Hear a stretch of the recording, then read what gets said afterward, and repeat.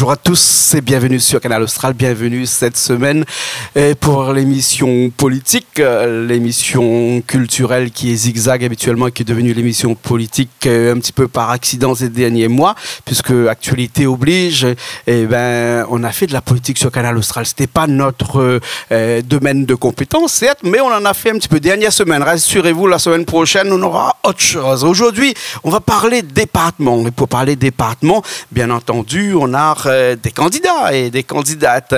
Aujourd'hui, j'ai le plaisir d'avoir avec moi dans ce canton, où il va me dire, hein, ce canton, hein, Sonny Velmont. Bonjour. Bonjour. Bon, merci, merci. Le canton 12, Saint-Denis 4, hein, parce que dessus où tu fiches, l'écrit très petit, hein, et comme il faut, et mon lunette est là, on m'a pas vu, excusez-moi. Saint-Denis 4. Tu vas pas ni tout seul parce qu'on l'a nu aussi avec notre suppléant, Cédric Payette. Bonjour. Bonjour, vous allez bien? Ça va, ça va. Ça va. Hein? En tout cas, nous les contents d'avoir Azot, même si Geneviève Niobé n'a pas pu être là aujourd'hui, et puis son suppléant aussi, Christiane Barbin, c'est ça. Hein? Si nous est là, c'est pour parler département, bien sûr, parce que vous avez décidé de partir en campagne, hein? Comme ça, il dit ça, hein? Même si ici, c'est un petit peu la campagne, hein? Mais ça batte la campagne, là. Hein?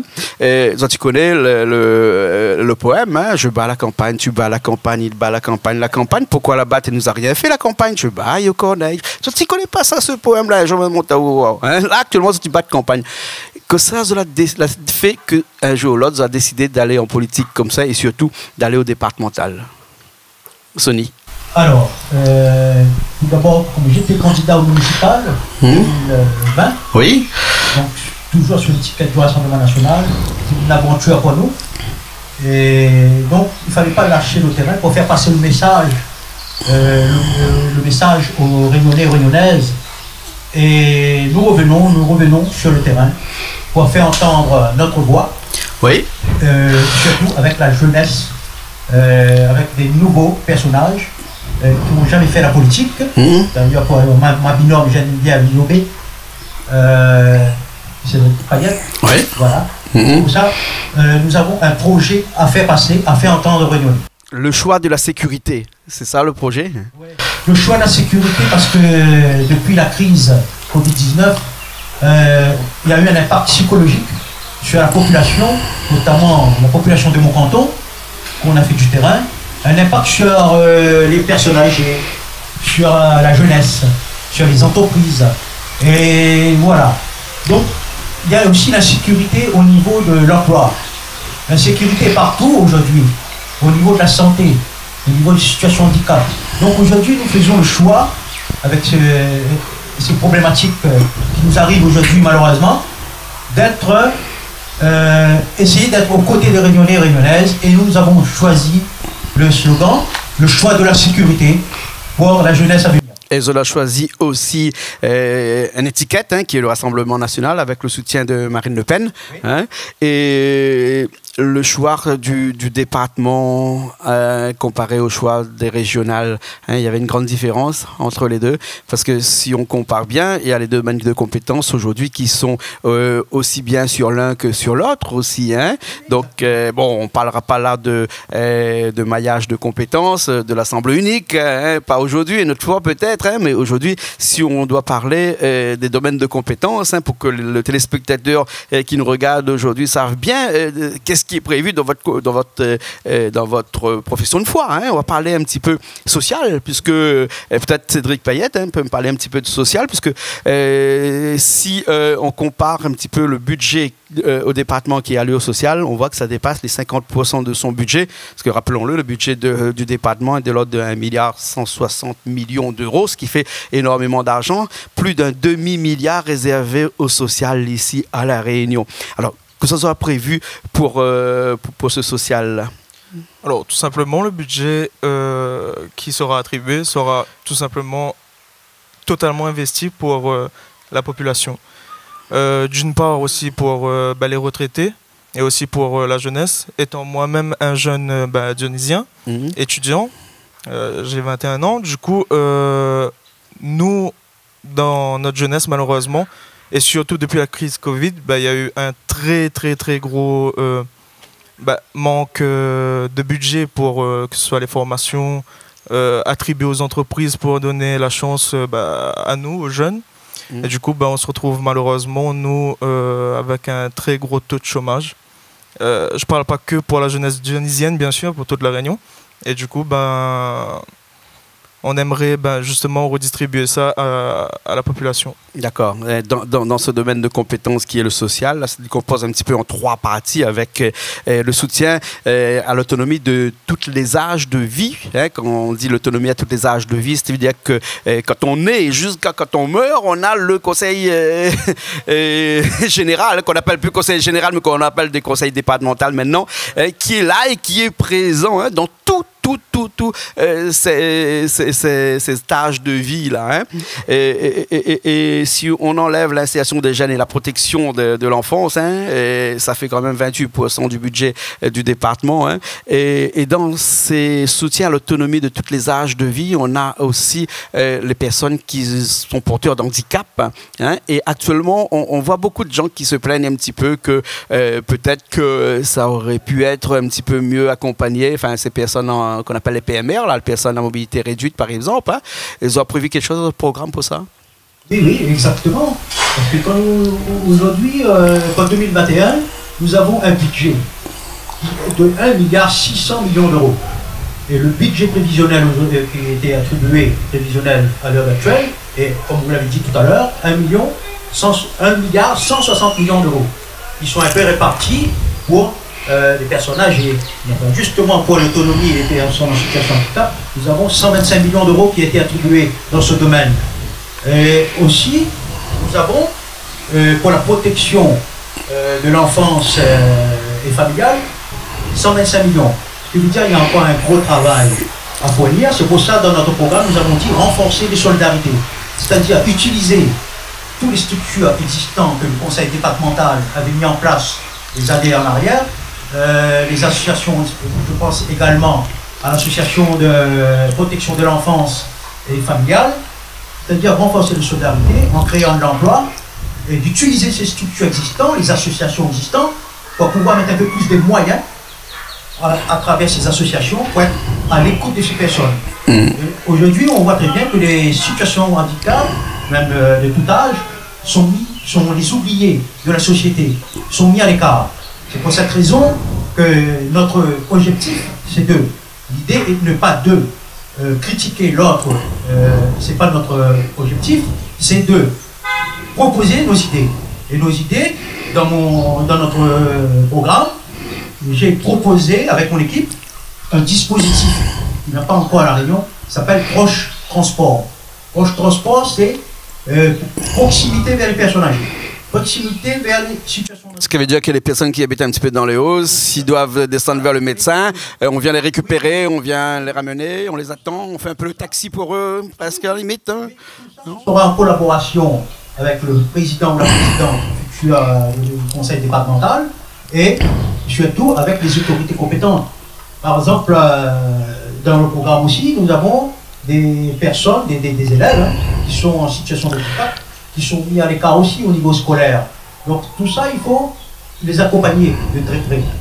D'accord. Ok. Donc l'autonomie des personnes à tout âge de vie, hein, sur toutes les personnes handicapées. Est-ce que tu penses que les personnes à mobilité réduite, par exemple, hein, la trouver votre place ici à La Réunion quand on voit des trottoirs qui ne sont pas équipés, quand on voit des maisons, parce qu'on a vu aussi des personnes en fauteuil roulant habiter au 2e étage sans ascenseur, hein, et que les gens les montent tous les jours, hein, et avec une autre personne qui remonte le fauteuil. Hein. Et donc, est-ce qu'il y a des choses qui ont été faites? Certes, c'est vrai, il y a encore beaucoup de choses à faire.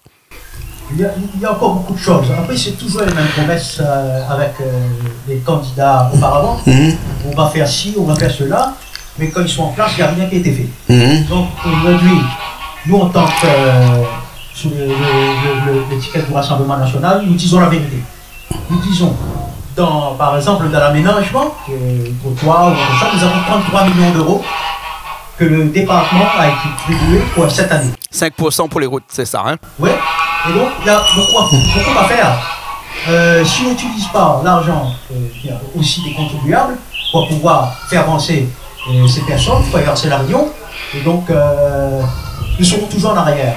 D'ailleurs, on nous propose de faire des trottoirs. On fait des trottoirs qui ne sont même pas adéquats pour les fauteuils roulants, pour même les aveugles. D'ailleurs, dans mon équipe, pas pu venir ce matin. Mais on a un gros problème au niveau de ces personnes-là. D'accord. Juste quelque chose à rajouter. Ayant moi-même une sœur porteuse d'handicap, ce serait une lutte très importante pour moi. Et dans l'insertion des jeunes, Cédric Payette, l'insertion des jeunes, pense que les jeunes l'ont suffisamment pour s'insérer, parce qu'il ne faut pas oublier que dernièrement, en 2019 et début 2020, avec ce qu'on appelle la recentralisation du RSA, il y a eu à peu près 60 millions d'euros d'économies qui ont pu être faits. Et ces 60 millions d'euros ont été, paraît-il, majoritairement distribués à l'insertion des jeunes. Est-ce que durant ces 2 ans-là, vous avez vu que les jeunes ont trouvé leur bonheur dans l'insertion? Alors, clairement pas. Mais moi, je dis que j'ai jamais vu une génération autant motivée que la mienne, en fait. Il y a une volonté de réussir, mais malheureusement... Les moyens manquent. Les moyens manquent déjà. Oui. Et combien de mes camarades sont obligés de sortir de la Réunion, malheureusement, d'aller en métropole pour pouvoir espérer peut-être avoir quelque chose? Je trouve ça vraiment dommage. Je trouve ça vraiment dommage de ne pas réussir sur son île. Bien sûr, bien sûr. Et qui dit réussite sociale, bien entendu, mais il faut aussi parler de réussite économique. C'est là où on arrive dans la deuxième partie de cette émission, où on va parler un petit peu de l'économie, puisque le département a aussi cette compétence-là. Certes, ce n'est pas une grosse compétence, parce que quand on regarde les routes, c'est 5%, l'agriculture 4%. Et le sport, la culture 1%. L'année dernière, il y a eu aux alentours de 150 millions d'euros qui ont été investis dans tous ces domaines de compétences, que ce soit les routes, l'agriculture et la culture. Et si on parlait de l'agriculture, parce qu'on a parlé un petit peu de route tout à l'heure, il ne nous reste pas beaucoup de temps, 20 minutes c'est vite passé, l'agriculture. Et on a beaucoup d'agriculteurs qui se plaignent un petit peu de ce système de circuit long. C'est-à-dire que lorsque eux ils plantent la salade, par exemple, ils vont les vendre à une grande surface qui va acheter à 30 centimes d'euros la salade. Cette salade-là, vous allez retrouver dans ces grandes surfaces-là à 1,50 €. Et donc, in fine, le bazardier, enfin pas le bazardier, l'agriculteur, le planteur, lui, il a perdu 1 €. Et si on faisait autrement, comme disent tous les agriculteurs, on privilégie ce circuit court, c'est-à-dire qu'on parle de producteurs aux consommateurs. Ça, c'est une domaine de compétence du département. C'est le département qui doit réfléchir à des choses comme ça. Vous avez pensé à ça, ce circuit court dans l'agriculture? Tout à fait. D'ailleurs, le budget qui est attribué pour l'agriculture et l'eau est de 44 millions cette année. Donc il y a eu quand même une augmentation par rapport à 2020. Oui. Mais le résultat reste le même. Pourquoi? C'est ce que les élus futurs, les élus qui vont revenir, parce qu'il y a des anciens qui reviennent, est-ce qu'ils vont occuper les agriculteurs? À mon avis, il n'y aura rien. Il faut qu'on parte sur une nouvelle vision. Effectivement, dans mon programme, nous avons dit qu'il faut travailler le métier de l'eau douce. Le métier de l'eau douce, quand je pense à Ida-Ketina, à Saint-Denis, au Cascade du Second, on peut quand même faire un bon travail et créer de l'emploi. Et là, on rentre vraiment dans la transition écologique, et pour pouvoir créer de l'emploi pour ces agriculteurs. Et nous avons un fléau au niveau des agriculteurs. Il y a une grande difficulté au niveau de la plantation. Par rapport, c'est cher, ils plantent, mais ce n'est pas eux qui fixent le prix, comme notamment la canne. Les ananas Victoria, par exemple, ça c'était nos traditions, le patrimoine de longtemps. Dans mon canton, nous n'avons qu'un seul planteur qui tient le coup, parce qu'il n'en peut plus. Bien sûr. D'ailleurs, c'est pour ça dans notre programme, nous avons mis il y a 44 millions dans le domaine agricole. Donc nous avons proposé passe chaque formation pour les jeunes qui veulent se former dans l'agriculture. Tout simplement reprendre le métier de leurs parents qui attendent que ça. Et là, il ne pourra pas faire la formation de conducteur d'engin, par exemple, Bien sûr, bien sûr. On va avancer, il nous reste 2 minutes. On a parlé de l'agriculture, bien entendu. On pourrait parler parallèlement de l'eau, hein, puisque sans eau, on ne peut pas faire de l'agriculture. C'est vital, comme on dit. Et c'est tout de même une compétence du département avec ses 44 millions d'euros, 4% du budget du département qui est consacré à l'agriculture et à l'eau.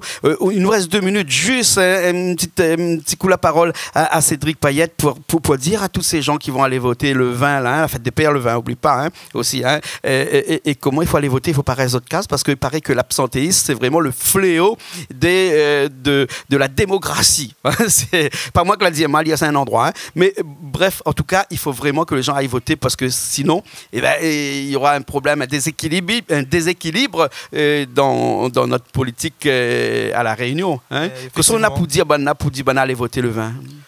Bah, tout simplement, ça s'y veut le changement, mais il faudrait des places aux autres pour avoir le changement. Nous avons la chance d'être en démocratie et fait valoir notre droit tout simplement. Ouais. Hein? Allez voter. D'accord. Hein? Allez voter. Après, il vient manger la cage papa. Exactement. Ouais, ou la case maman. Hein?